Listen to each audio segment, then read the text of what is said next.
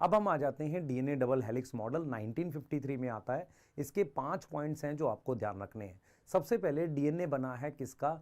Sugar phosphate backbone का। DNA जो है वो 2 चेन का बना है, 2 पॉलीन्यूक्लियोटाइड चेन का बना है, और उस चेन में मेरे पास शुगर फॉस्फेट की बैकबोन है, और नाइट्रोजिनस बेस अंदर की तरफ है। जैसे ये एक चेन है और ये दूसरी चेन है, नाइट्रोजिनस बेस ऐसे अंदर की तरफ है। ये फर्स्ट पॉइंट हो गया।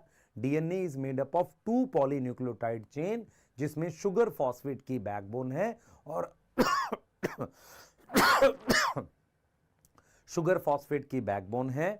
और डीएनए जो है बेटा, वो जो हमारे पास दो दो मेरे पास शुगर फॉस्फेट की बैकबोन है और उसमें नाइट्रोजनस बेस अंदर की तरफ प्रोजेक्ट कर रहे हैं। सेकंड हमारे पास है बच्चे, सेकंड हमारे पास है कि जो डीएनए है हमारे पास, उसमें हमारे पास एंटी पैरेलल डायरेक्शन में दोनों स्ट्रैंड है। एक 5 से 3 है और दूसरा 3 से 5 है। उससे क्या होता है, नाइट्रोजिनस बेस सामने आ जाएंगे। तीसरा क्या है, नाइट्रोजिनस बेस में एडिनिन बेस पेयर करता है थाइमिन के साथ और गुआनिन बेस पेयर करता है साइटोसिन के साथ। हमेशा एक प्यूरिन का बेस पेयर पिरिमिडिन के साथ होता है। इसकी वजह से डीएनए के 2 स्ट्रैंड के बीच में ये जो डायमीटर है ये यूनिफॉर्म आता है, ये आता है 2 नैनोमीटर।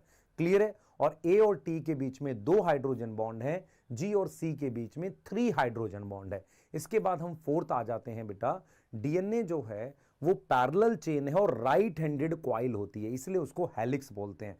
राइट हैंडेड क्वाइल होती है इसलिए उसको हेलिक्स बोलते हैं। और उसमें हमारे पास जब मैं यहां से घुमाकर एक राउंड पूरा करता हूं, इसको कहते हैं पिच, एक टर्न।